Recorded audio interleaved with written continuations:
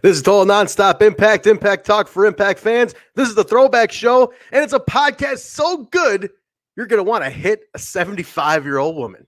We went around smacking 75-year-old women. Smacking the 75-year-old women, Trent. Not hitting them. Whatever. Smack them up. Smacking them. Whatever. Hit the intro. Let's get this thing Hit started. it, boys. This is the jaw-jacking, Tuesday night impacting. His mother called him son because he shines like one. Mocha skin manimal, Rohit Raju. And you are watching Total Nonstop Impact. This is Taya La Güera Loca, and you are listening to Total Nonstop Impact. The Walking Weapon, Josh Alexander, and you're listening to Total Nonstop Impact. We are the Rascals, and you are listening to Total Nonstop Impact Podcast, baby. Woo! And what you're really listening to is Total Nonstop Impact. Don't you dare miss a lesson. Oh, yeah.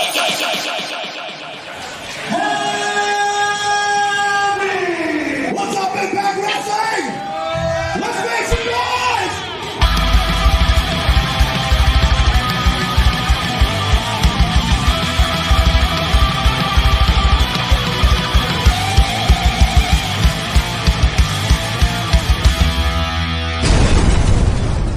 This is the good stuff.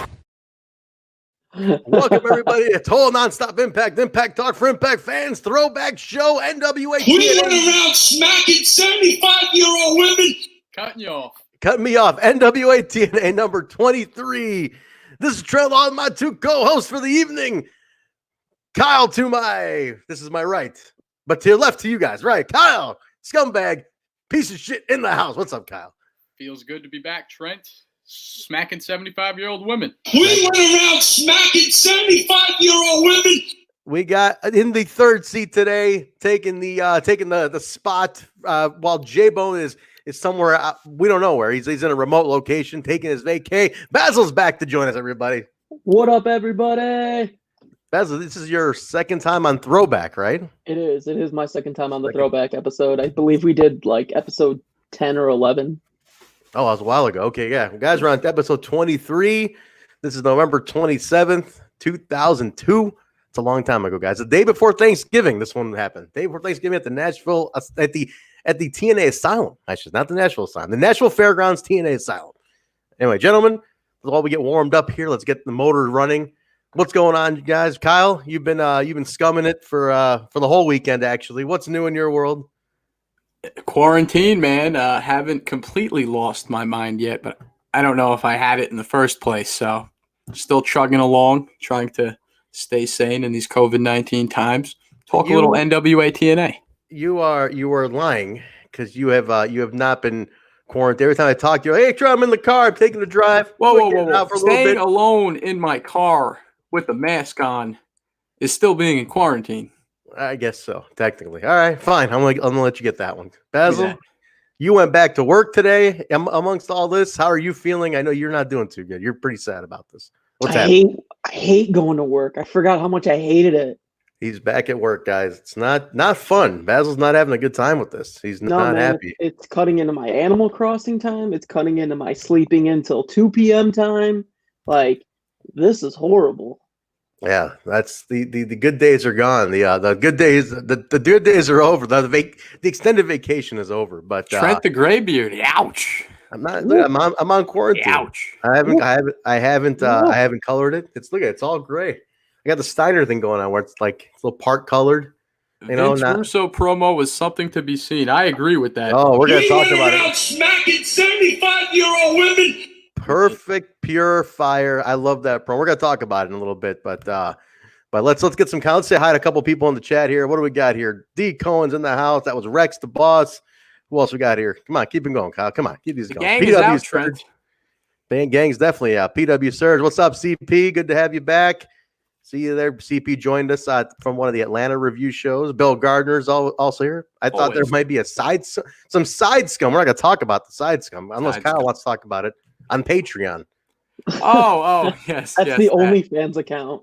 Yeah, maybe we'll start TNI after dark and the conversations can get a little darker. I think we need to open a Patreon where you just talk about all the scumming you do, Kyle. People would pay for this. You want me to lose my job? Well, I guess behind the paywall of Patreon. Paywall. Yeah. Well, here, speaking of paywalls, guys, we are on Twitch tonight. TNI show on Twitch where you can cheer bits. Now we can get paid, peanuts for this. We can get paid. You guys can show your you guys can show your appreciation. We are Twitch affiliates now, so throw a few pennies our way on your bits or whatever, however that works. I'm not really sure how it works. This is the good stuff. I just know that you can throw us a few peanuts over on Twitch. So let's do that until we start making the big bucks. That's where it's going to be. But who else we got here? Sid Bones in the house. Wrestling Simulations. Zach Bonifer's here. Impact Jacket Guy on Twitch. What else? Millard Harris. Mir Neeson's in the house too. Sid Bones. Mir Neeson. Rest in peace to Don Shula, the hero of your hometown, Mir Neeson. Yeah, sorry to hear about that. All right, very cool. Butters. See what you start, Trent? Now they're analyzing my moves and my actions. No, Kyle, you are a scumbag. You're a self-professed scumbag. You are like the lowest of the low. There's only one place to go that's up for where you're at. People know about this. You promoted this. You made this a thing, a gimmick, if you will. And you can't shake Trent. it now. Trent. What a scumbag! It's not easy being a scumbag. You don't deserve better, Kyle, than what you've already written for yourself. I got to say this. You've already drawn your own conclusion. This is a self-fulfilling prophecy. Well, did Dirt Chuckle Bro cheer us 100 bits? Is that how it works? I can't see it, but if you really did it, I'm going to know about it later. Thanks if you did. That's awesome. I don't know how it works. I'm learning all about it. Trent, Third Chuckle Bro is here. Rex, the gaming boss, is here. Zach Bonifer is here. Sid Bones is here. The whole gang is here. But you know who's not here? Who's not here?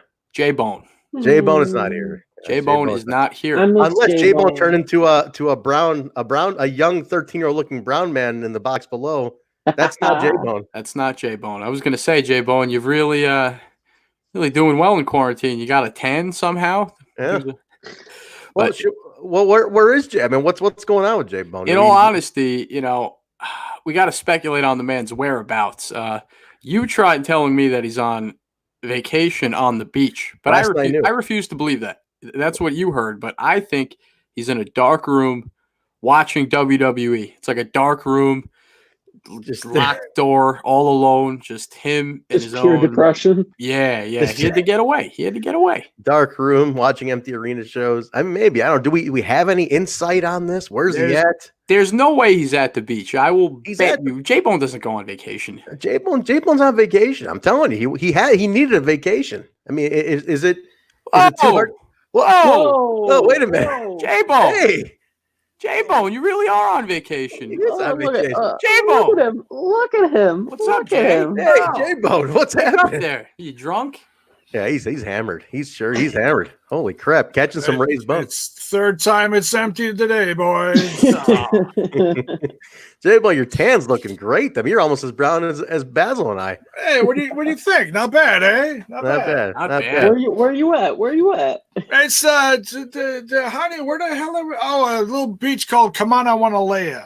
Oh, go ahead. Very nice. Whoa. Must go to the whole Caribbean islands or something.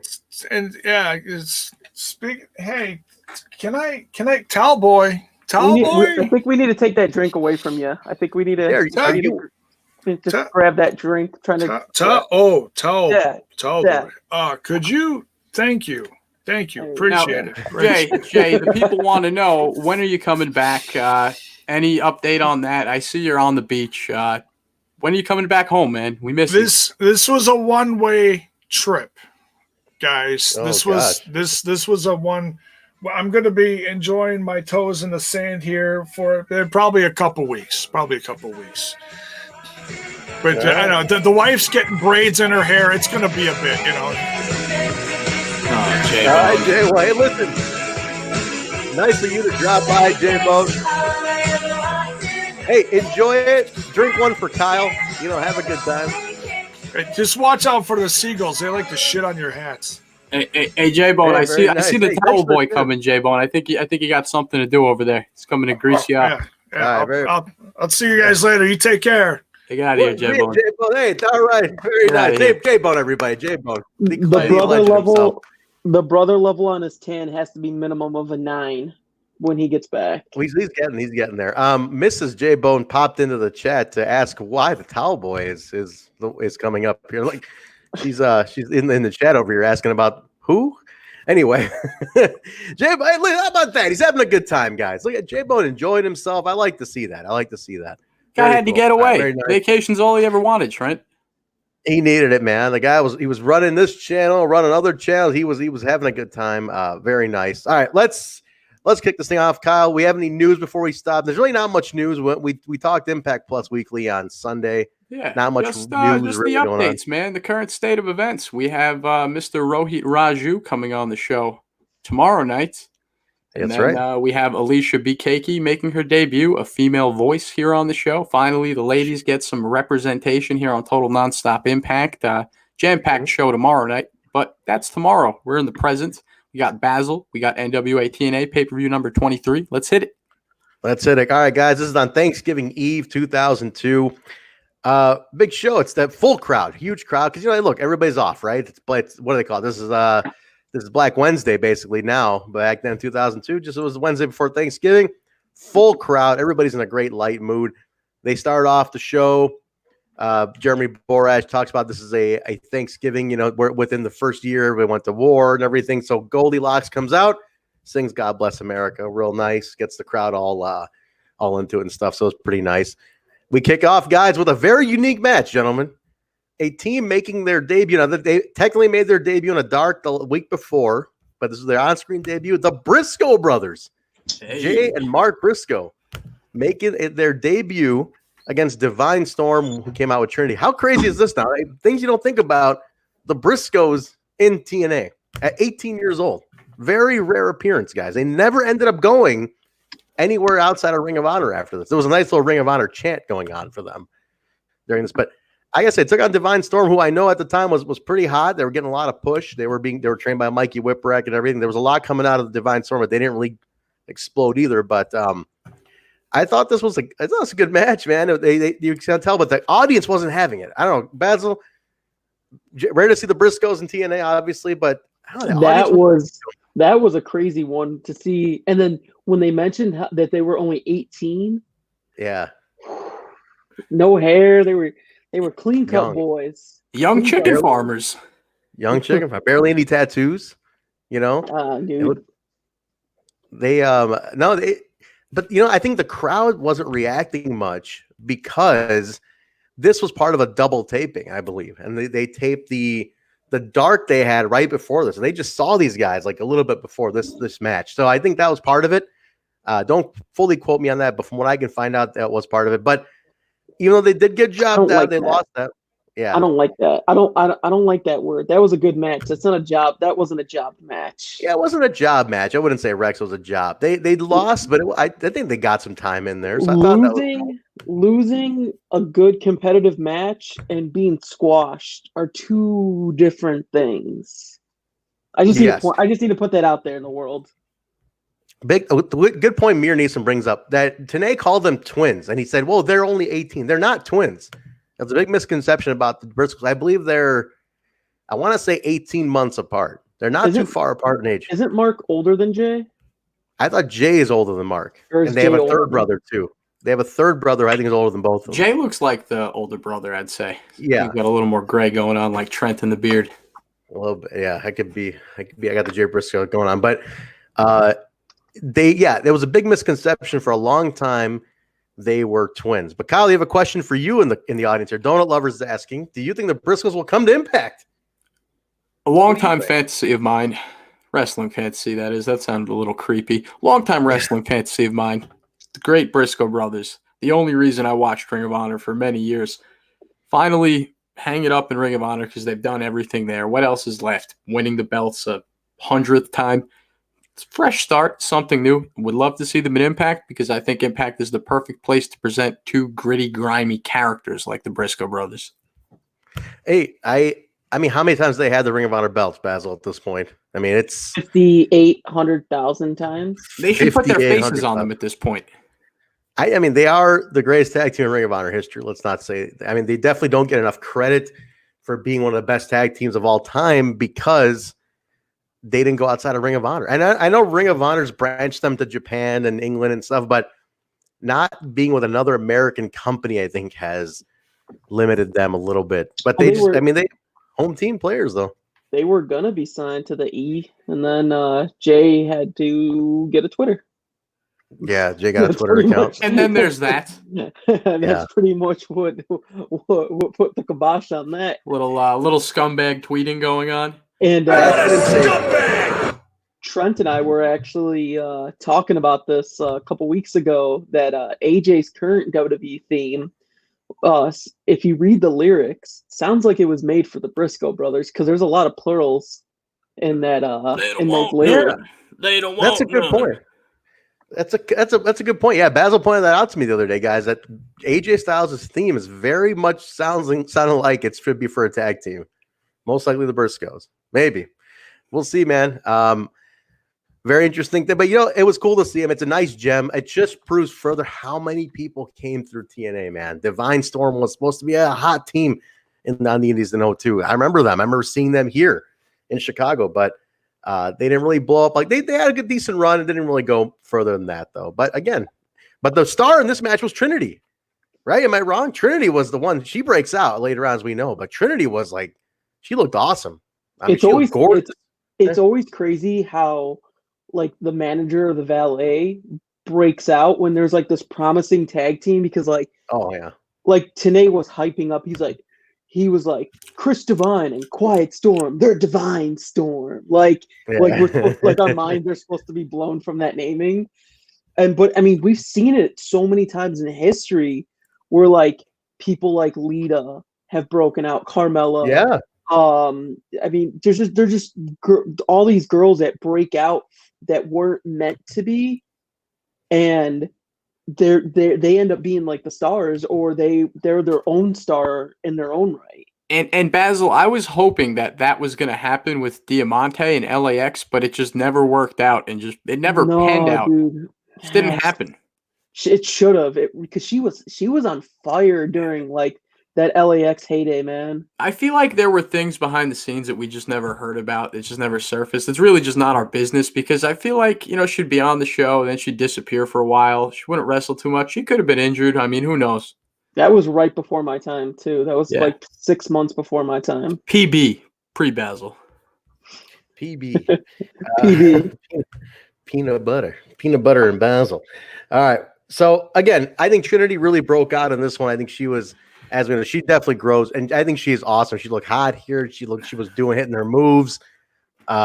Trinity was the star of this match, but you know who really wasn't the star of this match? And let me just preface this: I have zero athletic ability. If you put me in a wrestling ring, I wouldn't be able to get into it. I would fall down before it just wouldn't happen. Let me preface that, because I never make comments on the in-ring performance, because I know it's not our business. We're just fans. We're not athletes. We're not wrestlers. But once in a while, when somebody really stinks up the joint, I feel like as fans, we have at least the slightest right to at least just be like, oh, he kind of stunk the joint up. Am I correct or am I incorrect on that? Well, I think so. I mean, you are a fan. You're a consumer of the product. So yeah, why not? Yeah, I'm a consumer of the product. I eat a lot of cheeseburgers. Not so good at cooking them myself, so maybe I don't have the right to. But let me just say, Chris Divine, guy was a little sloppy. He kept messing up the moves, man. Guy couldn't flow. Maybe it was a chemistry problem. Maybe he didn't get a lot of sleep the night before. But Chris Divine, I just feel like he was stinking the joint up in this match. I saw him flip multiple times. That goes back to what I was saying. I think this was part of a double taping, and I think he was beat and he just didn't recover. They might have had these guys go back to back, it looked like, So maybe. What I'd like to do, I know the match the Briscoes had, the dark match, the explosion match they had, is on Impact Plus. I'm going to go watch that and get a feel for how intense that one was. And I've seen it before. I just don't remember. I wonder how much it wore him out. But very nice, man. Let's keep going here, guys. Now, this was an interesting little thing. Actually, wait, let me read this comment here. BQ gave TNI a shout out for being a live podcast. They're trying to keep up. Yeah, I didn't hear it. I wanted to give that shout. It's very nice of BQ. Thanks. Point out the ticker, Trent. Home. Point out our little ticker. That's true, guys. Have you seen the ticker on the bottom? Look at this. We're upping production week to week to week to week. We're quadcasting. We got tickers. We got graphics. We got guests. Tomorrow is going to be off the chain, guys. So we Kyle, do go ahead it for you. We Absolutely. We do it for you guys. Right It's all there. for you guys. Right for you. The ticker. The growth right there. The growth this month has been awesome. Kyle is a scumbag. That ticker really knows what's going on. Yeah. Put funny stuff in there. You know, it doesn't have to be on point. It can just be we're a bunch of assholes, Trent. I like it. The next segment was interesting. This is where I wrote TNA takes a knee. All right. And TNA basically says he loves true wrestling. He grew up on the NWA. He loves what it stands for. But what he doesn't like is what Vince Russo stands for. Yeah. And he's like, I'm not going to take it. I'm not going to let what happened in WCW happen in TNA. This has been I'm so proud of this work. It's not going to happen. Don is neutral. Don West is like, I can't. Hashtag Team TNA. Wait, Trent. I'm sorry, Trent. You said Mike TNA said that what happened to WCW, he's not going to let happen to where? To TNA. He's not going to let it happen. Definitely not going to let it happen. That comes up later. Yes, it does. That comes up later. We're going to talk about that. But he definitely says, he's not going to let it happen. So this is interesting. They're already planting the seed of a TNA feud in a way. Like they're letting you know TNA is not happy about this. He's not happy about what's about to happen. So we'll see what's going on with that. So hey, Basil, you got a fan in the audience. We'll get in the crowd here. Oh, ABs. Basil homies. You got Basil homies. Basil's drawing ratings now to the show. Very nice. Yeah, that's Basil's good friend Oregano. That's Basil's account. Wasn't funny. I'll see myself out. That was okay. Do the bitch slap one for you on that one. All right. Please. Yeah, what a scumbag. do it right now. Line it up. Slap. What do you mean the bitch slap? Whatever. The slap. Do the slap one. The slap. We have a slap soundbite? No, the Russo soundbite. I'm calling for a Russo soundbite. Oh, you're calling. So you want to smack me like I'm a 75-year-old woman? We went around smacking 75-year-old women. 25. I don't think. All right. So they're planting the seed here for this TNA thing, right? So this what's TNA good? thing. What's good, Christian? Christian, Brazil Eagles. Kyle, you might. It's going to be a war between who's drawing more ratings tonight. Is it Basil or you? I'm not sure what's happening. You know what? It's what I love about Basil is me and him started out very rocky, but Trent, I think me and Basil could become great friends down the line. Maybe even better friends than you and I, Trent. You might get jealous. Let's say I got Jaybone, and Jaybone's still there in spirit. Well, it's like a Joe Exotic relationship. Like we all could be married, you know? Oh God! We own a tiger sanctuary, but it'll be an impact sanctuary. Who's gonna blow their head off first? Yeah, Jesus. It's probably gonna be me. If that's where this goes, I'll be the one to take myself out. Just Trent, come on, man. You could be our Joe Exotic. Well, I could be, I guess. I don't know if I want to be. So we go to the ring. So TNA introduces Jeff. He's introducing Jeff Jarrett to come out. And immediately when the lights go out, we get a cut the mic, cut the music. All right. So, and out of nowhere, Vince Russo shows up and proceeds to cut one of the most intense goddamn promos up to date in TNA at this point. This is pretty intense. He just tears into TNA. He tells TNA, he's like, you want to cry about it? There's the door. Don't let it hit you on the ass. You can go cry with Waldman. I don't know what that was even referring to. What was that even talking about? It's almost like they went on the whatever the 2002 dirt sheets looked like that morning and just like, oh, the fans think this. They think this. They'll just throw it all in there.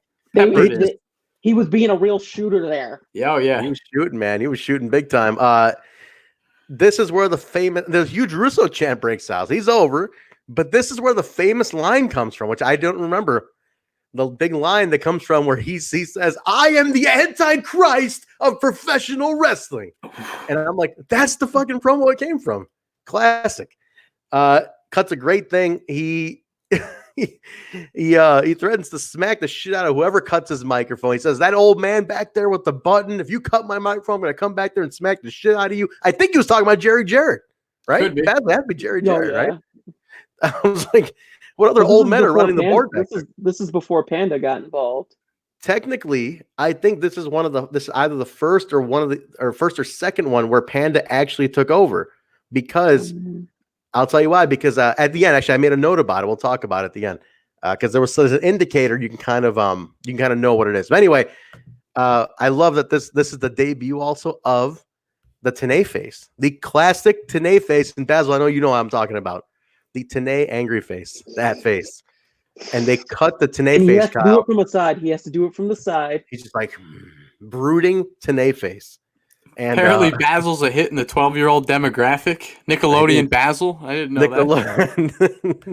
Nickelodeon kids we're just drawing him in. Y'all just hate on this young blood. It's all good, dude. See, it's great because Basil is probably like 7 or 8 years older than me, but I've just destroyed my body with cigarettes and alcohol so much that like I look so much older than him.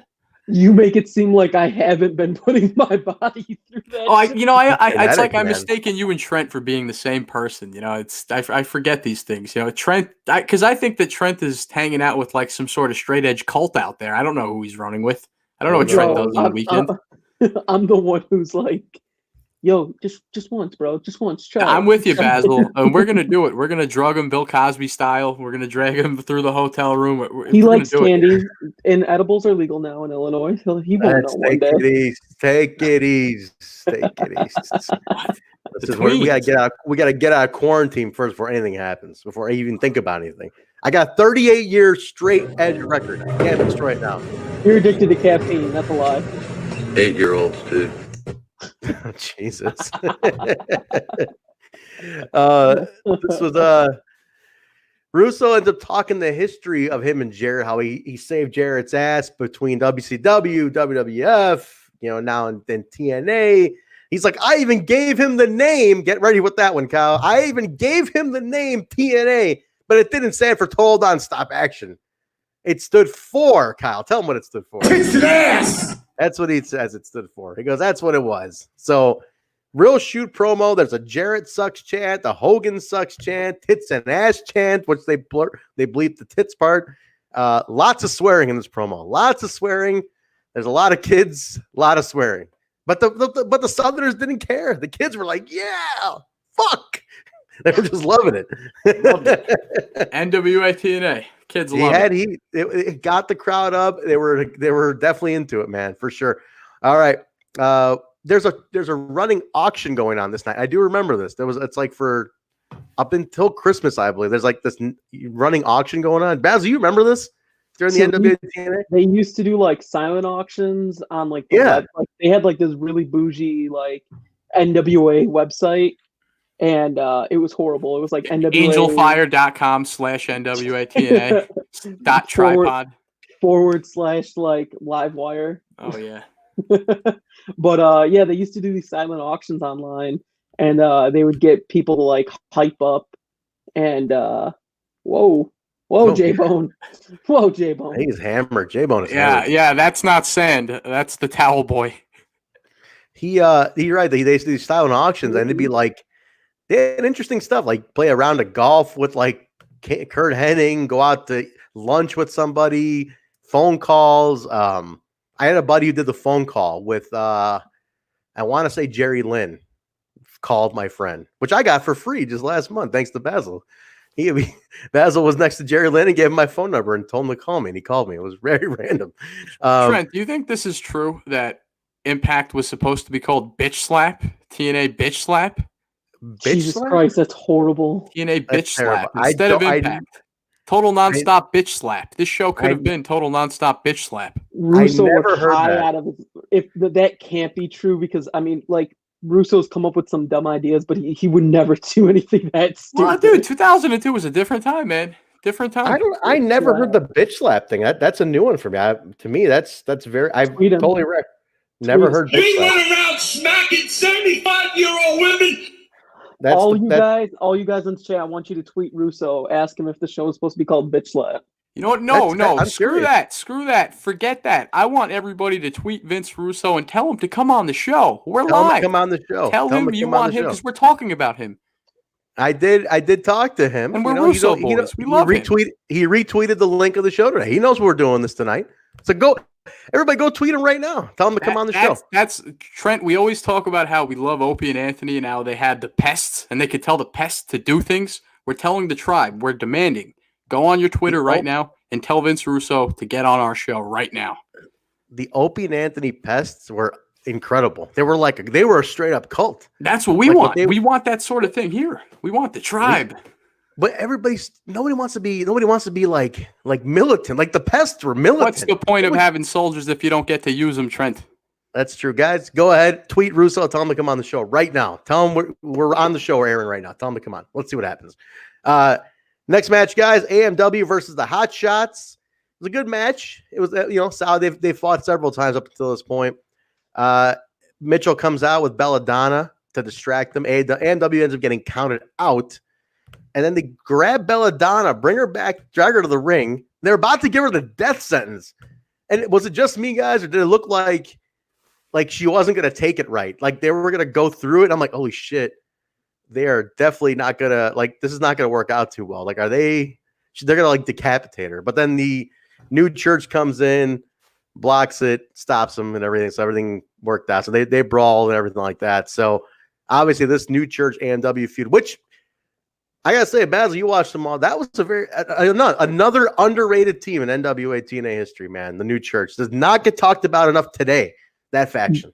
It doesn't. That was a fun, that was like James Mitchell, first forte into managing in the TNA era. I mean, obviously we know all his accolades and what he's done over the years, but that was a good little intro. But this is again what we talked about a few episodes ago, where they just smashed too many of the same things within because the new church had their match following, and then it just the brawls just kept continuing. I'm just like, it's like they went to the back and they're like, all right, let's wait, boys. Yeah, because what happened was you had the count out, the whole schmaz. They cut to the back for Goldilocks to give you the little break. Goldie's looking for Jeff Jarrett. Dory Funk is there. He says, she's like, oh, Dory Funk. And he's like, yeah, I have a vested interest in this match. I have and she's like, are you involved somehow? And he's like, you might say so. He's being very oddly secretive. No answers on the Dory Funk thing. But he's outside of Jarrett's locker room. We go right back from that. BG James, Kurt Hennig taking on the new church tag team title shot. Kyle, this is November. Hennig passes away 2 months later after this. January so this is or February? Late January, early February. He passes away. But remember, BG James wasn't supposed to be in the match. It was supposed to be X-Pac. And they talked about it. And they talked about it, and that's what they said, that X-Pac wasn't there because of Vince Russo, but there was no explanation. He walked out because Russo was on the show. So that's what Russo was referring to when he said, you want to go cry with X-Pac about it. They mentioned that on commentary following during that. They're like, oh, once X-Pac heard about Russo being on the show, he decided not to be a part of the show, and that's what Russo was referring to. So I think that part was the shoot. You think? I mean, I'm wondering, is that a shoot? Because X-Pac was having a lot of trouble around this time. He no-showed 2 weeks ago. On the fly, they probably just said, hey, play it by ear. Just write this into it. He probably didn't show up at the last minute. I mean, well documented. The guy was going through his demons and everything in this era. Yeah, he was definitely he was dealing with a lot of stuff. He was like I said, 2 weeks ago he no-showed for the tournament match. So then they had to, on the fly, day of the show, they had to rebook it, and Derrick got the bye to the finals. It was X-Pac was going through all sorts of shit. So I guess you can add to the story by saying he didn't show. He left because of Russo. So that kind of works out. Mitchell comes out again. You got the James Mitchell set up. He says he's only intrigued by one thing, and that's evil. Loves evil. AMW interfere in the middle of this match, cause BG and Kurt to get DQ'd. They kind of have a little bit of a face-off. They're like, what the hell? We had a tag match here. What are you guys doing?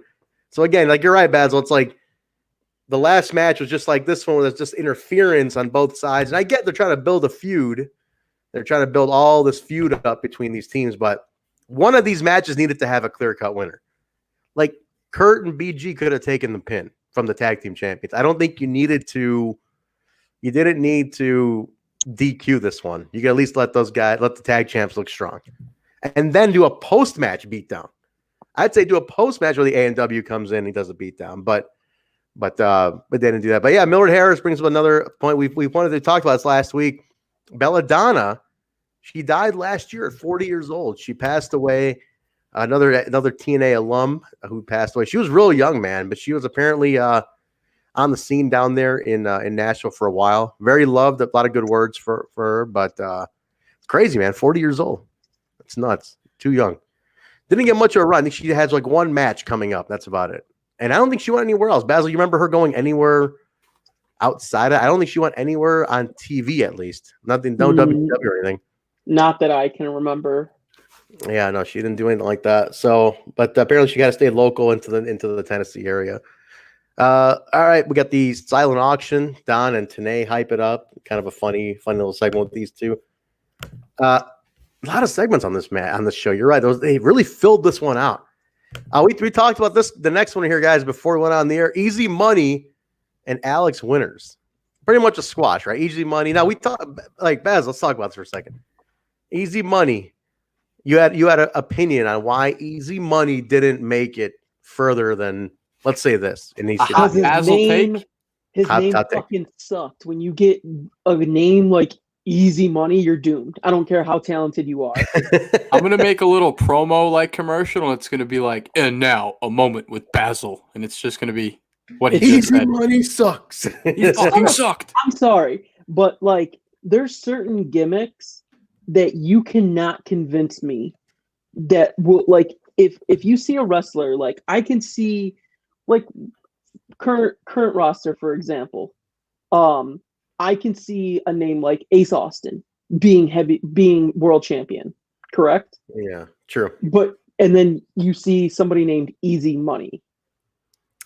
Yeah. 2002 was a different time, man. No, but there was never. Look at all the champions that they had. They had no gimmick named champions.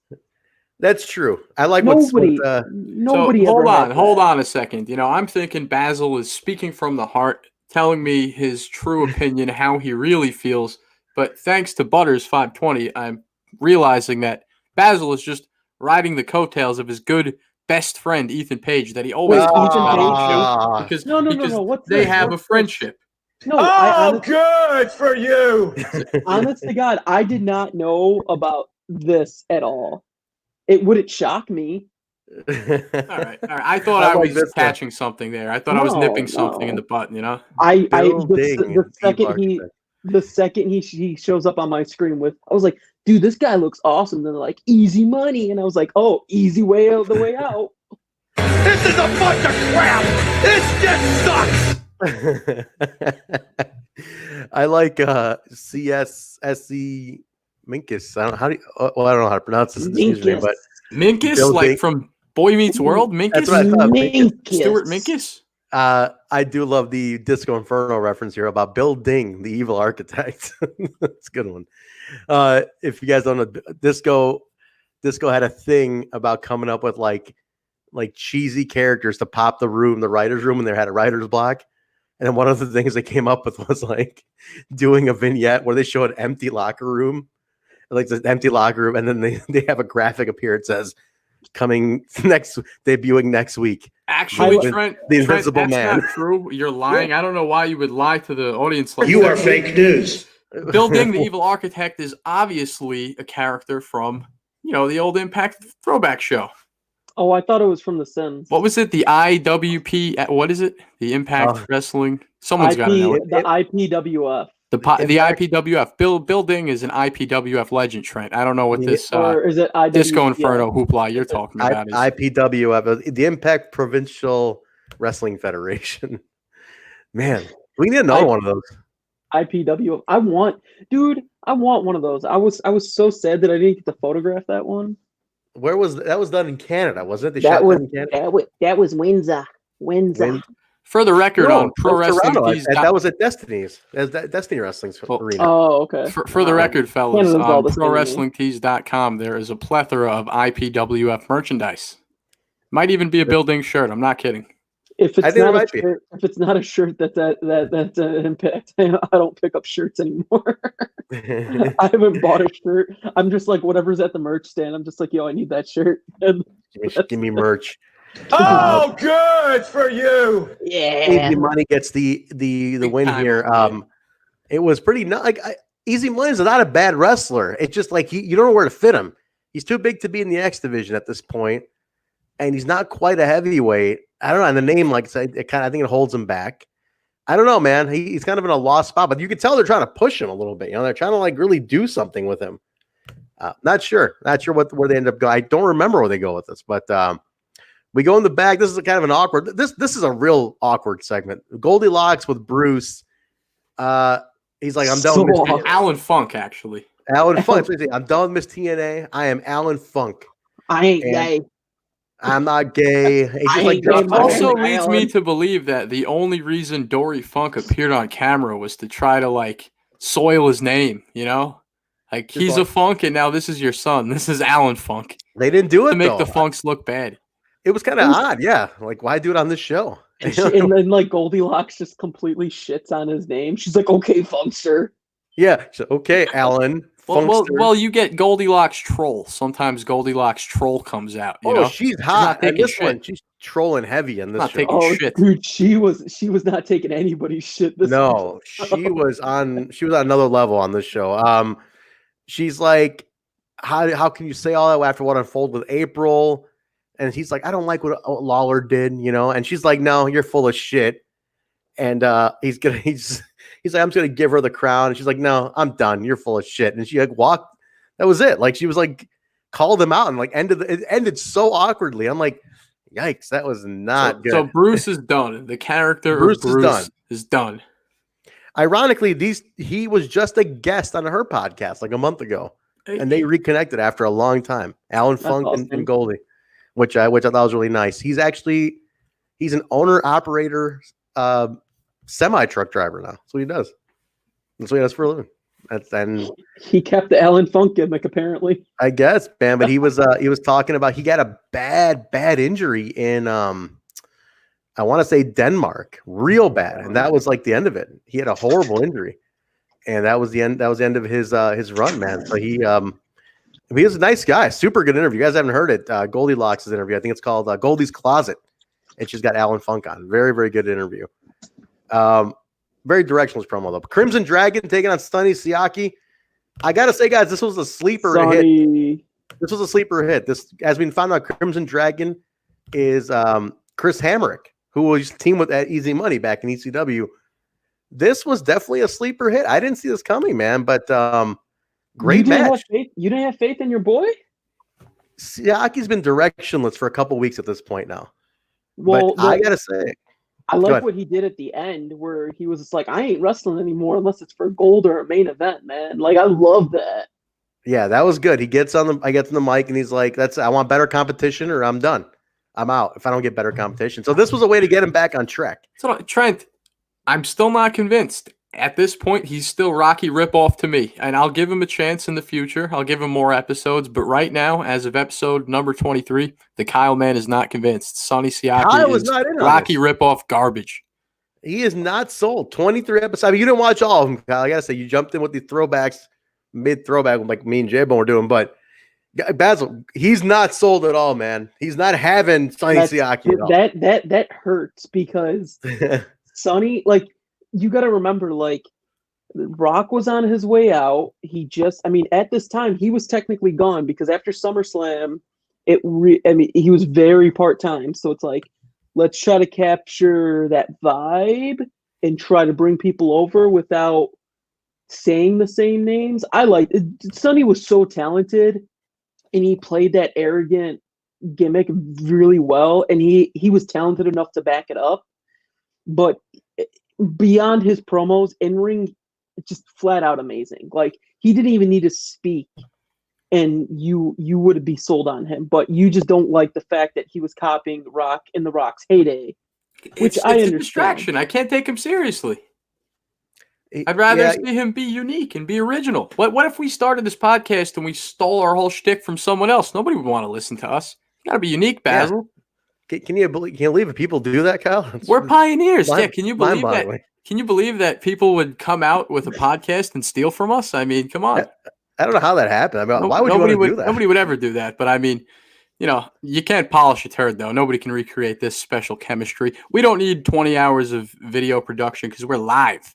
Don't just listen, interact. I mean, you got the comment. Trent, this isn't our show. This is the people's show. This is the people's show. This is Whoopsie's show. This is D. Cohen's show. This is Donut Lover's show. It's also Donut Lovers asked the question. Show. Trent, that's not what we're doing here. We're showing off our crew, man. I'm flexing. I'm flexing, Trent. Let me flex. Flexing. Butters 520 is in the fan.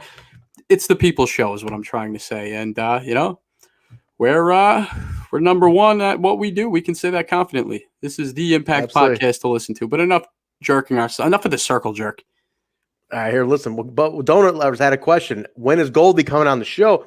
We're talking to Goldie. We're in touch with her. She was, if you guys follow Goldie, she just put throughout a Patreon. She just launched her Patreon.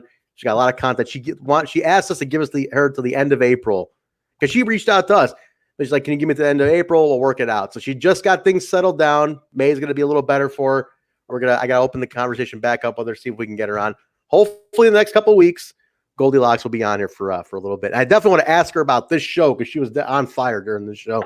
That's true. That's true. I'm sorry, Trent. That Punk Cage makes a good point. Everyone's gimmick is a ripoff of someone else's gimmick. No gimmick is 100% original. And most importantly, Trent, imitation is the sincerest form of flattery. So if somebody's stealing from you, they just like you.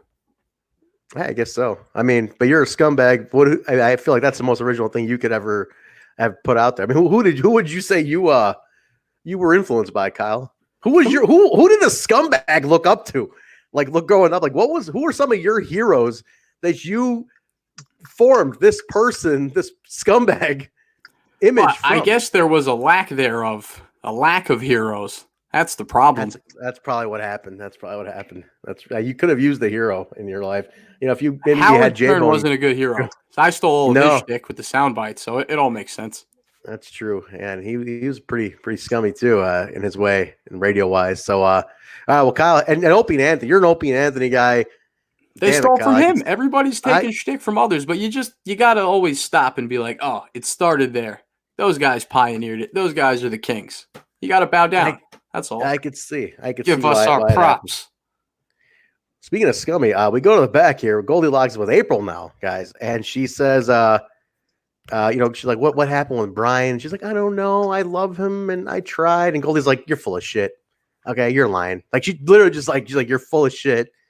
And April kind of gets arrogant. She's like, what's wrong, Goldie? You sound like you're a little jealous there. And Goldie's like, I don't need this bullshit. I'm out of here. And she walks off because they also hinted, they showed you a clip prior how she went and consoled April, like in a very loving way. And it's like, is April just banging everybody? What's happening here? Basil, you had an affair with April at this time? I mean, what was going on during all this in Nashville? I mean, I was a ripe, what was this like? Was this 2004?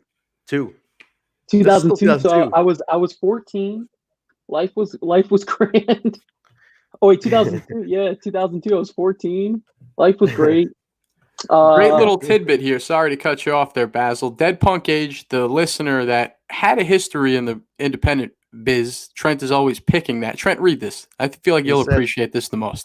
I worked with Lodi when he was doing his own version of Raven, and I was one of the flock. Very cool, man. And I forgot what Dead Punk Age. What state were you in? I remember you told me a couple weeks ago where you wrestled. See, that's what I love about the world of independent wrestling, Trent, is that, it's like brackets. There's the big TV wrestling, then there's the independent wrestling. Oh, yeah. And it just, state to state, there's something going on. Things have always been going on. There were matches that happened in front of 20 people in buttfuck Louisiana that you never heard about. That always boggles my mind. No. Dude, there's wrestling, when it's going on a weekend. Now, Basil, we look at cagematch.net a lot. There are at least that website. Dude, but there's like at least 50 wrestling shows a night in this country. Independent shows, between independent TV, whatever. There's like 50 shows a night happening in this country alone. It's like mind blowing how many small Well, independents. they were happening. Currently, they were happening. nothing. You know what, They man? shit That's out. fresh. That's all. That's my money down the drain right now. I'm sad. Thumbs down! Dude, you definitely are losing money. It sucks. It definitely. What a bummer. But I mean, I am very fortunate though that I am been working with Impact. I did the tapings. There's gonna be another set of tapings. So that will be good. I love Nashville. I'm gonna get some Nashville hot chicken because it happens 2 days after Ramadan ends. Smashville.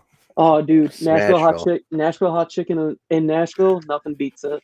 Basil, are you going to be one of those basic bitches and take a picture with the wings behind you? You know, when people go to Nashville, they always got to take I've gone to Nashville twice now, and I haven't done it.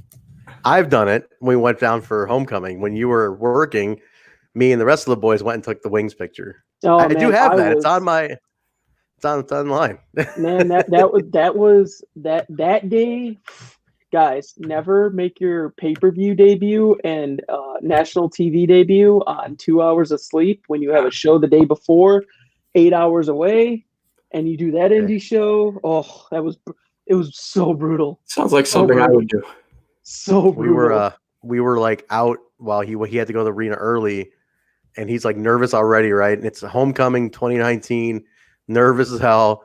And I get this panic call. He's like, I need you to get me a black t-shirt right now. I'm like, I got what? no direction on what to do. Like this is me a year and a half into the business, and I don't know. I was wearing jeans and I was wearing like a short, like I had another shirt, and then they're like, no, you need to do this. I was like, okay. And then get me a black t-shirt right now. I'm like, what? It can't have anything written on it. Plain black. I'm like, this one says champion. I didn't know fucking brands. I need a black t-shirt. Josh Madsen's gonna fucking kill me right now. Oh, man. Get me a black shirt. Man, I'm like, that how many more weeks do we have of tapings? A lot. Mr. Donut Lover. Or wait, was it who said Donut Lovers? We got material, guys. Impact is taped. Impact's got stuff in the can. I mean, just don't worry that they're. All I will say post Rebellion is sit back and enjoy the show. There's gonna be some fun surprises. There's gonna be some different bookings, and just enjoy it. Don't go in with it's gonna feel different for sure. But if you like some stuff being swerved around, you'll see some new people that you will get hooked on, and some old favorites, some new favorites. So just enjoy it. That's all I can say. That's enough. That's enough. You've said too much already. I haven't said anything. It's too much. It's way too much. Homicide is my best friend now. Speaking of saying too much, Brian Lawler comes out crying. He's like, I gave my heart. Crying Brian, Trent. Call him right. Crying Brian. Crying Brian We had Lawler. a Crying Brian in my backyard wrestling promotion, Trent. We did. We had this kid, Brian. I'm not going to say his last name, actually, but Brian got, Brian Mooney. His name was Brian Mooney. And Brian Mooney. We called him Crying Brian because, he took a couple stiff shots in a match once, and he started crying on camera. So from then on, he was Crying Brian. So there are multiple Crying Brians in the wrestling world. Brian Backyard and professional. Mooney. What was your backyard Fed's name, Kyle? Well, Scumbag Wrestling Federation. The most original backyard wrestling name of all time, Trent. Let me look. I guess EBW. Extreme Backyard Wrestling doesn't get any more unoriginal than that. We actually stole somebody's logo. There was like an EBW from like 1999 on Angel Fire, so we took all their stuff. It all worked out. That's awesome. Is there tape of this? There's tapes. There's lots of tapes. There's some YouTube footage still existing that I haven't put out there yet. Play that. But I'm thinking one day we have like a screening here on the show where we all hang out and do commentary over Kyle's old backyard tapes. My character was the Juggalo. There's promos. It's good. I got it. Saturday nights, we do Impact Plus weekly. A little slow right now. Things aren't being material, no Sammy and friends. Who wants to see Kyle's backyard wrestling, extreme backyard wrestling Saturday night on Impact Plus Weekly on YouTube. Who wants to watch it after we get done talking about Explosion? Leave your comments. I don't think right anybody there. wants to see that, Trent. Right there. Kyle's home videos. Right there. Right there. Leave your comments. No, they do want to see it. Are you kidding me? Come on. Let's leave it to the people. It's a people's podcast, Kyle. We gotta see if they want to see it. We gotta let them know. And was Whoopsie part of this too? Whoopsie, did you guys meet before? You know, when you opening up an OnlyFans, how about this? The Patreon will have downloadable content from Kyle's old wrestling. Oh, you're going a little crazy there, Trent. We'll put that on the $1 tier. $1 tier. We're keep it cheap. Kyle, we need to make some cash. Well, Whoopsie is a little older than me. Money. I'm broke here. I'm broke. There's a comment here. Well, no, Trent, you asked, was Whoopsie in the Backyard Wrestling promotion? No, he was not, because Whoopsie is a couple years older than me. So, I mean, if Whoopsie was found playing in a backyard with a bunch of 12-year-olds, he might have went to jail. He could have been 18 at the time, 17 around then. Would have been creepy regardless. That's true. Whoopsie. Yeah. Will had a comment about a TNA show at ECW Arena in 2006. Man, I love the ECW Arena shows we had last year. Oh, I just love that. I love that building. I love the way we shoot the show. Love it. Very nice. Trent, do you remember in like 2006 when TNA did a house show at the ECW Arena and they had the 6-sided ring in there? Team 3D was in the main event. It was only saw like fan cam footage of it. I've been hunting for that show. I want to see that show. Will said he was at that show. Who? Will Gardner? Billy. Will Gardner of course he was there. Don't even say that. Of course he was there. That's his home state. I know. I'm just saying that's where this conversation came from. Because I listen to the fans, the people. How about this, Bill? If you have photos of that show, you can share them. That'd be great. Love to see some more. I saw very little clips of that show. Look, Basil, you think I can run the comments, the ticker, read all? Come on, man. I'm helping you. I miss things sometimes. Hey, you know what? Makes the dream work. It does. Take it easy on Kyle. After we get off the air tonight, he's going to hunt down all the material from the EBWF, whatever the fuck it was. They're on VHS cassette tapes, Trent. I don't know how we are going to convert those. Start converting. But listen, speaking of a conversion, Brian Lawler is crying. He gets upset. He's like, first she bangs Six-Pac, then she bangs Bruce, and now she's banging Goldie. People are yelling at him. He quits the business. He's like, I'm done. I'm out. I'm leaving. I'm done.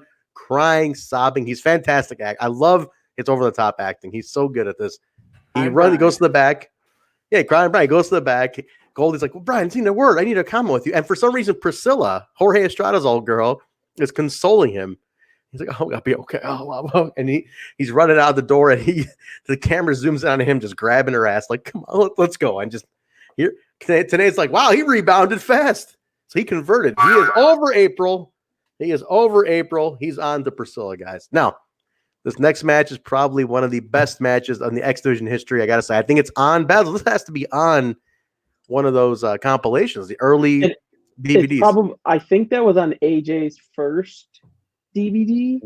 Yes. I don't remember. I'm trying. It was on either a Best of X Division or Best of AJ DVD, if I remember. But there were so many Jerry Lynn matches from that year that I think this was their 4th or 5th at this time. This was a fantastic match. Jerry Lynn, who was the X Division champion, as you can see on the ticker here, Jerry Lynn taking on AJ Styles with Mortimer Plumtree. This was an incredible match, guys. I gotta say, this is a perfect match. It's a perfect match. These two, Kyle. Everybody, when they talk about Jerry Lynn, they always go, "Oh, his greatest feud is Rod Van Dam, RVD." The Jerry Lynn AJ feud, I think, is really, really up there. And especially more so because of the fact they traded a lot more wins than RVD and Jerry did. You know, RVD was very dominant in those matches. These two had a very competitive set of matches. What do you think? That's a simpleton entry-level opinion that RVD and Jerry Lynn is the cream of the crop. Come on, Trent. RVD. Did you hear what he said? Saying that RVD and Jerry Lynn was Jerry Lynn's best feud. And Trent was trying to say that AJ Styles and Jerry Lynn's was. Did you understand what I was saying? I think people easily go to the AJ or the Jerry and RVD one because they're like, well, that's the one that made Jerry. That's what I'm saying, but that's an entry level opinion. So many people discounted Jerry at this time because he went through ECW. He was known as a tag team wrestler, and then had this failed stint in WWF at the time. And then everyone's like, "Oh, he's past his prime, blah blah blah." And then he just comes out of the gate fucking swinging from show one. From show one, he's the veteran. I mean, he's the guy leading the way. I mean, Jerry, Lynn, and AJ in the X Division, I swear to God, set the tone. I think it's a better Jerry feud. Flynn somewhere in wrestling as well. WCW. Flynn. Jerry Flynn. And I used to get upset at Jerry Flynn. I'm like, the fuck is this guy? I'm like, you couldn't come up with a different name. There's already a Jerry Lynn, and you're Jerry Flynn, and he sucked. Jerry Flynn has just entered the WCW Worldwide Arena. Jerry Flynn was like a karate guy. Who's that? He did not look like a karate guy. The ghost are touching the bite board. I didn't have my hands on that one. Something's going on. I'm a little scared now. Whose ghost is that? Jerry Flynn's? Whatever happened to Jerry Flynn? Yeah, figure out. Maybe it's Jerry Flynn's ghost. Mary Jo. Maybe Jerry Flynn is dead and his ghost just hit the bite board to let us know, to make contact. Can somebody Joe Exotic Tiger? Can somebody look up Jerry Flynn? See where he's at now. Jerry Flynn was a good jobber. No hate. I'm gonna pull this up right now. All right, pull up Jerry Flynn. Ooh, Jerry Flynn pulls up with an actual. TNI, ladies and gentlemen, the home of off-topic tangents. You come here for him. We give you to him. The man is 60 years old. 60 years old. Let's get a little bit. What a sidebar here. All right, tell us about Jerry Flynn. Not Lynn. Okay, this is all that actually talks about Jerry Flynn. An American retired professional wrestler and MMA, better known as his ring name Jerry Flynn. Best known for his appearances in WCW between 96 and 2000. Also known as in his appearances in Japan, PWFG, and New Japan. And he began training under Boris Malenko. No kidding. Look at that. D. Malenko's father, the great Malenko. He wrestled. Did you guys know that? He wrestled in the WWF too in '95. Did not know that. He made appearances. They were all jobber appearances. Kyle, did you know that the great Malenko, ICP's great Malenko, was the name taken from Dean Malenko's father, who wrestled as the great Malenko? Boris Malenko. Yeah, that's hey. I swear, for a 25-year-old guy, Kyle, I swear you've been born before, man. You have to be like a reincarnate of like at least a guy who died in his like 40. He's an old soul. He's an old soul. It's what makes me a strong broadcasting personality, Trent. I'm a strange dude. I mean, Kyle had a Sanford and Son poster in his room. I go, how many 25-year-olds know Sanford and Son is? This is mind-boggling to me. I love it. Impressive. You big dummy. You big dummy. Guys, go out of your way to watch this match. This is really good. And the way it ends, you had so early in the match, you had Mortimer. They showed you he had something in his hand. He had the knuckles, the brass knucks in his hand. The unsung hero of Weasel managers, Mortimer Plumtree. Good for you. Dude, there's a ghost in here now. Jerry Flynn is haunting the show. I think Jaybone's in on this. Maybe. Mortimer Plumtree, I think from what I heard, a little research on this, whatever heat he had, I guess caused him to just kind of be forgotten a little bit by history. But he was Nobody talks about him. What did he do? Nobody. Is he a sex offender or something? The guy got scrubbed from history. It's weird, right? What did he do? He did something because no one will speak about him. He's never been brought up. He's never been brought up on any throwback TNA shows. He was never invited back for any one night onlys. For some reason, nobody fucks with Mortimer Plumtree. And we want to know why. I know in WCW, in WCW, he was there in WCW, or he had a tryout, and Eric Bischoff kicked him out of the locker room because he did something. He got kicked out of the WCW locker room.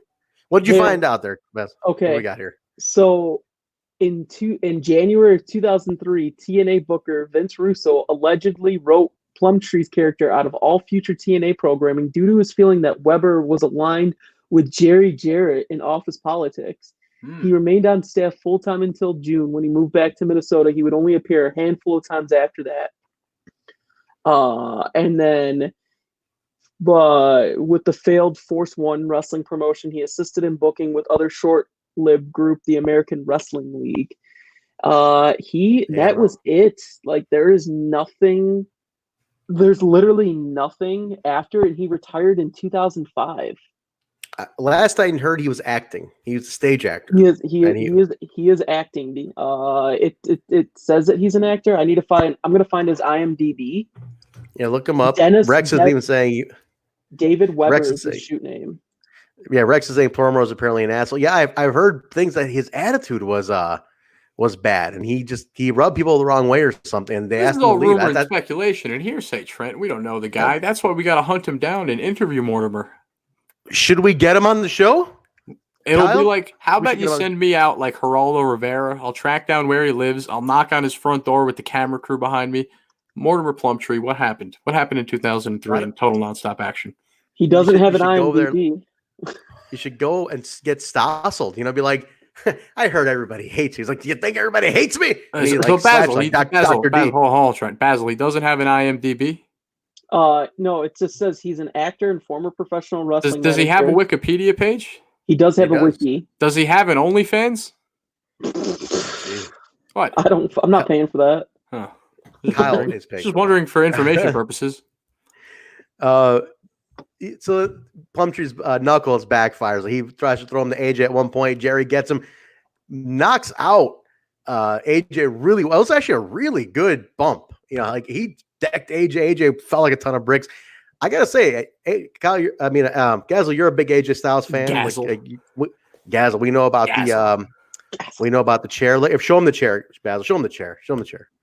Show him the look at that AJ Styles chair. Look at that. I am a huge AJ mark. I will always be an AJ mark. The man can wrestle in freaking Bucktooth, Alabama, and I'll make sure I find that match.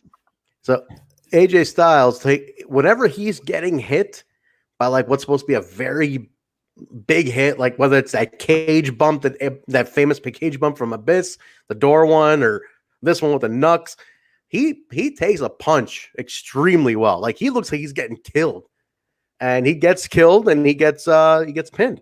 Jerry retains the title on this one. This is a great match. This is definitely, guys, go out of your way.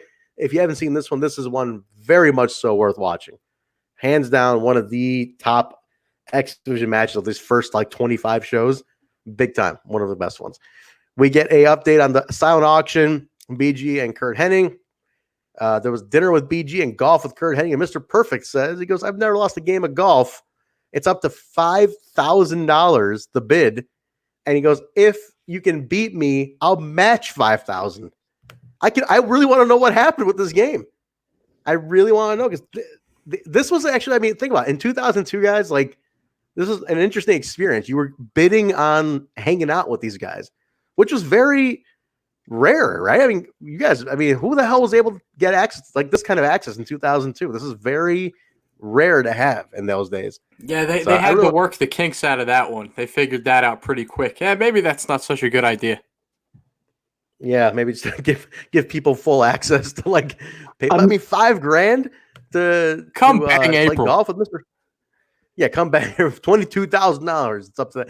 No, if somebody's paying $5,000 to go play golf with Kurt Hennig, that's incredible. That's nuts. Golf and cocaine with Kurt Hennig. Golfing, Jesus. Let's not talk about it, man. Funny. Was it funny? No, because he passes away 2 months after this. Oh, well, now that you put it like that, it's not funny. A scumbag. You have a cocaine overdose. We can't talk like that. See, you know what, Trent? It's like I want to be like a shock jock so bad, but then I realize it's 2020. That sense of humor is just dead. It's just going to get us in trouble. So I need to bite my tongue. It's going to get us. People don't want to hear us joking about the dead, man. Especially I'm just shock jocking, though. I love Kurt Hennig. This is a pandemic time. You can't talk about people dying in pandemic time. Shock jockery is a lost art, Trent. People want to hear me say shocking things. I think what would be welcome now is shocking sexual things. Probably more welcome because nobody's getting any because they're all locked up. But death talk is not going to work. No. But shocking sex scumbaggery will probably work out. That's what people want to see. I think I just got hepatitis. Yeah, things like that. Stuff You like know, that. people want to hear that. Okay. All I've learned right. my lesson. I'm sorry. See Mike myself today out. sits down with Dory Funk Jr. This I thought was interesting that Dory Funk gave a little background on the title. They're basically, I think, well, here's what they're going with this. Because they talk about Dory Funk, talks about Jack Briscoe and Gene Kiniski and his brother, Harley Race. They're trying to build this like traditional faction versus the Vince Russo. Because he asks him, after all those questions, he asks him about Vince Russo. And then you have Dory's like, I don't like what he does. So they're trying to film like tradition versus new. And Basil, we know where this goes, obviously. I don't want to ruin for everybody, but this obviously breaks into a huge storyline that comes up. No. Basil left. Basil. We lost him. Pop him back in here. But Basil's gone. He's gone. That's all right. Well, we'll get him back. But this breaks into a huge storyline, guys. Rest in peace. Basil, fantastic photographer in professional wrestling and adult entertainment. He was a tremendous man. He's alive. Zombie Basil. Oh, there it is. I clicked the wrong tab. I was trying to close out the wiki tab and I closed out the StreamYard tab. Trying to close out the OnlyFans tab. You messed up. I was on Plumtree's OnlyFans. I don't blame you. I was on the $50 tier, about to put in my credit card info. Don't blame you. Hell yeah, man! I need all that content. He's got some collaboration content on there with April, actually. Throwback. That's where I wonder where both of them ended up. All right, guys. Main event: Killing versus Jarrett rematch from last week. I thought that's very quick to give you a rematch on this. Very too quick, but you got a rematch already. I wish when they did stuff like this, they would just call it out and say that Killings invoked his rematch clause, and that's what we're getting it this soon. Because I don't know, man. Baz, I don't know about you, Kyle. A rematch, even if it's, I don't want it that quick. I want to rebuild the rematch. I want you to build up to this rematch. Like, you know what I think it is. I mean, we got we got Russo coming in, and Russo wanted to get rid of anything that was old, which is what Russo does. Like, that's what he does. He does spring cleaning when he comes into a company. And this is me being unbiased about it. It's just what Russo does. He just wanted to finish up anything that happened from before he got there, and then within the next week, like completely start fresh. Get rid of anything he didn't like or he didn't feel that was drawing. And I think just ending the Rod and Killings feud, because I'm trying to remember. I don't think Killings really had too much of a singles run too much after that. And I think he teamed up with BG not long after. I think he ends up back in the WWF before you know it. Because I mean, I'm just thinking of my childhood. No. You're forgetting of 3 Live Crew, bro. How can no, guys, you're leaving out he one bounces thing. back and forth though, doesn't he? No. Not yet. There's a second title run. He has two. He's a 2-time champion. Oh yeah. There's another title run coming up here. There's another run at this. Yeah, you're right. Because then there's 3 Live Crew, and then there's Billy Gunn, and then he is around for a while, even into the early Spike era. You're right. The K-Quick Remember, run he makes it to Spike. The K-Quick run was before this. Yeah, you're right. Like I'm thinking 2001, like MTV Sunday Night Heat. That's 01. Yeah, you're right. Yeah, he was with Road Dogg, and then they both came over to TNA around the same time. Yeah, he makes it in the Spike. Remember, he teams with Pac-Man Jones. Remember, that was him teaming with Pac-Man Jones during all that. That's 07, great example of what Basil was saying. Look at New Blood in WCW. Perfect example of just like Russo in a nutshell. He looks around and says, "Why isn't this working?" And just I don't have to like what I'm talking about. I just have to know what I'm talking about. Oh, I love New Blood. Me and Trent are big marks for WCW 2000. We talk about it quite often. We have a great time with it. Yep. But there's Round Truth Killings. You're getting another 5 years in TNA with him. Like he's not gone for a while. I mean, he's been in WWE now for a long time. Yeah. But at this point, you have another title run. You have tag belts coming up. 3 Live Crew. There's a lot to go with Round the Truth Killings. It's a great build-up. He stayed in Impact from 2002 all the way till 2007, right? Till December 2007. Yeah. he asked for his release from the company, and then he debuted in August of 2008. He re-debuted in August of 2008 at WWE. Yeah, for WWE. Yeah, and then he's been yeah. there. He had a good run. He had a hell of a run, man.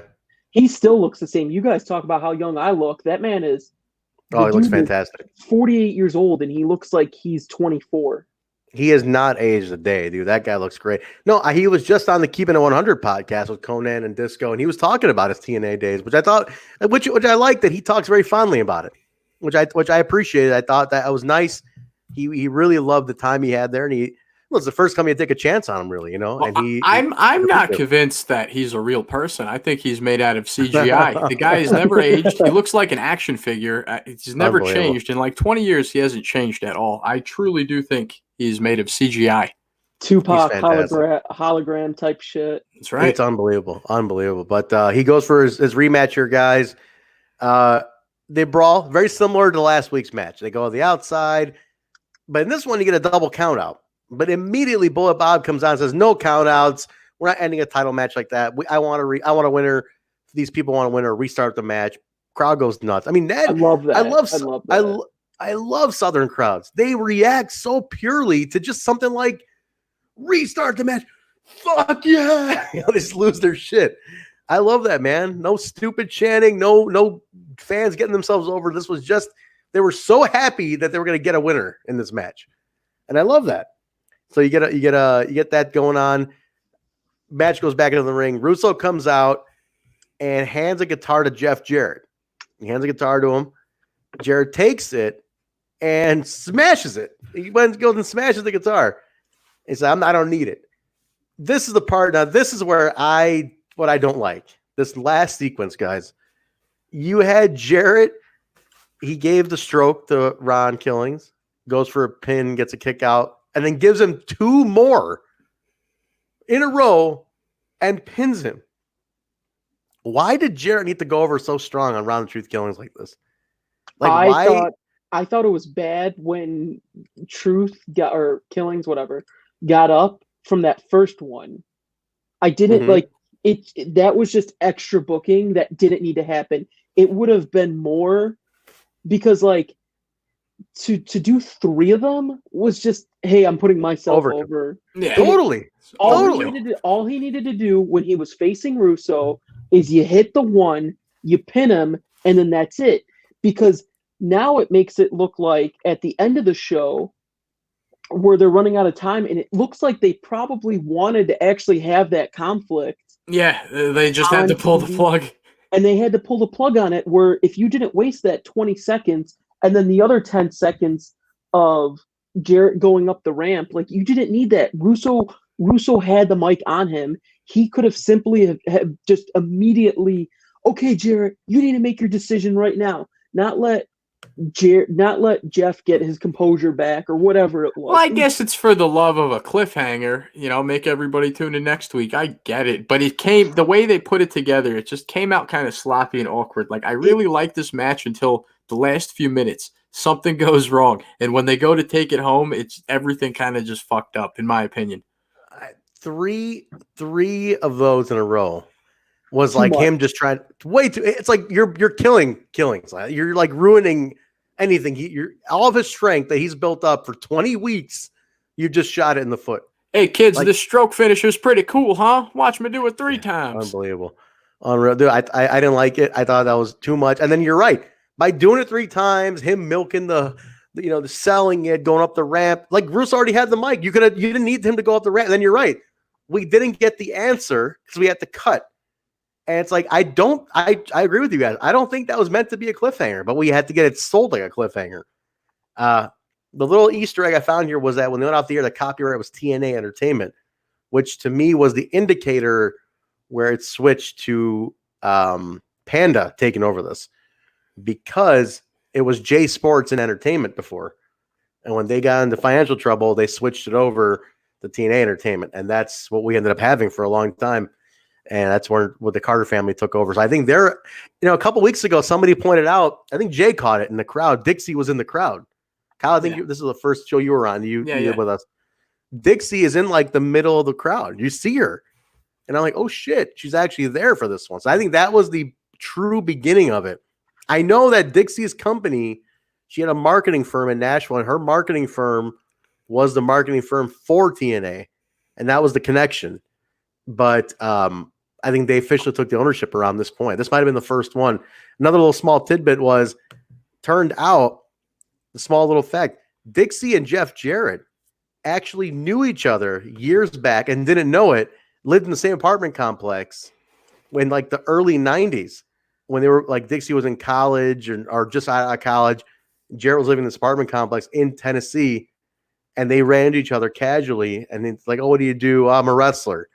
And then they run into each other years later during the TNA days. She's like, wait, you look familiar. And then they turned out they lived in the same apartment complex years back. So there's a little factoid. There's a little factoid for you guys where some things are just meant to happen. I think those are the things that they just, fate intervenes, fate is meant to be a certain way. And that's direct proof of that. But interesting. That was a show, guys. That was the pre-Thanksgiving show, November 27th, 2002, episode number 23 of NWA TNA. Up and down show. Nothing too crazy. I would say the highlight is AJ and Jerry Lynn. That's the one that goes down in the history book for this one. I liked that. I don't know. Match of the show. Let's start with you, Kyle. What do you think? What would you vote for on this one? Not too many definite winners. We got a lot of DQs, count outs, overbooked on the main event. What's your highlight of the show? Well, do you want a specific moment, or are you looking for a specific match there, Trentster? Anything. The one highlight walking away from all of this is, to me, Vince Russo's amazing promo in the show. And not only that, what the promo represented. And to me, that is the first seed planted in the war that is sports entertainment versus professional wrestling. So that's what I walk away from with all this. Because that becomes like the next year of the company. I mean, we're seeing a real tone setter going on here. Basil, what do you think? What's your highlight on this one? Probably Jerry AJ. Biasly. It's just that match that was the first match of the night that honestly had me hooked. I was kind of bored, honestly, that first hour. I think I always have a problem with too many of the same type of matches being blocked in together. I feel that 3 tag matches, back to back to back, and then followed by 3 singles matches back to back to back was too much. I would have preferred a little bit of the breakup in between. But the Jerry AJ stuff was always good. And seeing cowardly heel AJ is always fun, but they always say the best faces are always great heels first before they become this fantastic face. So sure. You look at anybody in wrestling who is a super over face, they had some sort of heel streak in them that made you eventually root for them, that you hated them. And that's the greatest art of pro wrestling, is to do that with fans' emotions. I think so. I'm with you, man. I'll give it to you. That is something for sure to take away from it. But yeah, I like the Russo promo a lot too. AJ Jerry was great. I do like that this was more of a setup show. And I think it was part of a double taping. You had everybody there. You just set everything up, and you're coming off the holiday. And I think next show, 24, I think it's set to be pretty intense. So looking forward to next week's, guys. But that's the show. Let's put a little wrap. Let's give everybody the update, guys. Don't forget, tomorrow night, Impact on Access TV. We're gonna be co-streaming it right here on Twitch and YouTube. And actually, no, not YouTube. We're gonna co-stream on Twitch, and then immediately following, we're going right live with the weekly review. Twitch, Facebook, Twitter, and YouTube, or what I said, Facebook, Twitter, YouTube. I think that's all of them. Twitch, Facebook, Twitter, YouTube. Yeah, all 4 of them. We'll be live 30 minutes after Impact ends. Special guest tomorrow night, guys. Rohit Raju is going to be joining us right at the top of the hour, or top of the show. Talk about Impact, his career, what's going on, what's in the future for him. Good friend of the show, good friend of ours, Basil. We know him really well. He's a good dude. That's my boy. I love him. I love that guy. Kyle's a scumbag. See the ticker on the bottom, guys. Alicia, you completely ignore Trent needs a haircut, but you go right to Kyle's scumbag. I didn't see it. Alicia Keiki joining us tomorrow night, guys, making her podcast debut. She's never been on a podcast. We got some female talent coming to the show, guys. We've only done it once before. Nurse Nicole's been on. We're branching out. We're bringing some women on here. Better to look at than Kyle and I. It's way nicer on the eyes. Join us tomorrow night. Speak for yourself. As Alicia makes her debut. Now, listen, Kyle has been catching the ire of the ladies lately. Yeah, he's doing okay. He's doing okay. He's doing all right. Doing all right. Good for you, kid. But yeah, tomorrow night, guys, we'll be doing that. Don't forget Saturdays or Sundays, depending on what Kyle is coming up to. But we'll do the Impact Plus weekly. That went up yesterday, and number 4 will be up this weekend. And I think that covers it. Guys, don't forget, Jaybone is on vacation for a few more weeks. He's been hanging out. We checked in with him at the top of the show. He's on the beach. Go say hello to him. Drop him a line over on Jaybone5150 over on Twitter. But guys, you can follow the show at We Talk Impact on Instagram, Twitter, Facebook. Just type in We Talk Impact. Comes right up, or type in Total Nonstop Impact. The show is also available on all podcast platforms: Apple Podcasts, Stitcher, SoundCloud, Google Play, iHeartRadio, TuneIn Radio, Spotify, YouTube. Rate, review, subscribe. Leave your comments. Leave your feedback. We reply to everything as you see, guys. We're very interactive with you. A lot of interaction over the weekend on our Twitter account. Don't forget to follow us. Tweet the talent. You want them on the show? You want them on the main show? Tweet them. Let them know. Let them know where you want them to be. We've had Michael Elgin on last week. The Michael Elgin interviews are up. Go check those out. Rohit Raju will be here tomorrow, like I said. Kyle, and tell Vince Russo that you want him to come on this show, NWA. You want him on Throwback. Yeah, he today, we gave him he had the information, but Vince Russo tapes like 5 podcasts a day for the brand. He's a very busy guy, but if he can work it out, I'd love to have him on to ask him about this time period writing for this product at the time. So and then we'll at the beach. Jaybone's at the beach. He needs a ticket home. He's never coming back. Start a Patreon. Jaybone, you get it. Patreon means you have to give a little to get a little. Yeah. And by giving a little, that might mean your pants might be lost. You better find your Wilson, Jaybone. The lollipop is Wilson. He's got one lollipop he won't eat and lick because it's Wilson. Then he gets hungry and has to eat the lollipop. That's the way we're writing this. Basil, where can people find you online? You can find me on Twitter and Instagram at BZ. That's a B, 2 E's, 4 Z's, and a Y. All my photos can be found on basilmahmood.com, BASILMAHMUD.com. You'll find updated Impact photos on there, especially from Rebellion. So check those out. And Trent, where can they find you? Well, Dory, I already gave my plugs. We're Kyle, Kyle, where can Kyle, where can they find you? Kyle's actually promoting his Twitter nowadays. It's habit of me handing off to you. Well, you could find me between 2 a.m. and 4 a.m. on the corner. Oh, the social media, yes. Social media. Yeah, sorry. KL_TNI. Drop my drink over here, Kyle. Yeah, KL_TNI. Hit me up. I'm starting to post on there again. Trent told me I was bad at social media, so I'm trying. Piece of shit. He's doing better, guys. But yeah, go ahead. If you guys want more of Basil and I, we do another podcast called the Backstage Boys Podcast. We talk about our behind-the-scenes life in indie wrestling, which there is none right now. But we scrounge up topics to talk about. I think we're going to have referee Nate on again to talk about some referee behind the scenes. We talked about doing that. Maybe we'll do that this week, Basil. Probably. This is a bunch of crap. It sucks. Yeah. I wasn't a fan of BSB. I'm sorry. Kyle doesn't like the BSB. You don't like the BSB? No, it's just another one of my sticky ongoing jokes here on the show. Kyle told me, Basil, I beat it up. He goes, listen to me. He goes, Trent, not to be insulting or anything, but he goes, we do better numbers than the Backstage Boys. You know what I mean? It's the show that does better numbers. Fake news. Fake and news. I said, do you know how much effort we put in the BSB? Exactly. You are fake news. That's our I never said that. He's That's lying. our fun show. You see, Basil, he sees the chemistry we have, and he's trying to split us apart. He's trying to throw a fork in the road.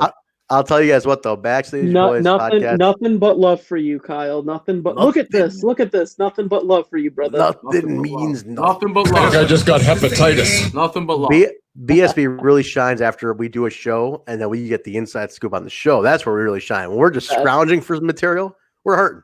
But when will we get referee Nate on this podcast? How about this? Donut lovers, if you have a Twitter account, why don't you tweet him at Ref Nate Speckman? and tell him, because he was supposed to be on episode 21. He stranded us. He left me hanging because he had a little something going on at home. So I go ahead and tell him we were expecting him and you want him back on. So maybe we'll get him on next week, though. He's down to come back or come down to the show. But all right, guys, that's going to do it for us. We'll see you tomorrow night. Co-stream of Impact on Access TV on Twitch. Don't forget to subscribe to us on Twitch. TNI show will be on there. Also, quadcasting, also on Facebook, YouTube, and Twitter. Guys, thank you very much. We will see you tomorrow night. Main show, Rohit Raju, special guest, Alicia Keiki, guest host. We will talk to you then. Good night, everybody. See you tomorrow. Yeah. Good night, you cowards. Y'all some cowards. We're out of here. Later. This is the jaw-jacking Tuesday night impacting. His mother called him son because he shines like one.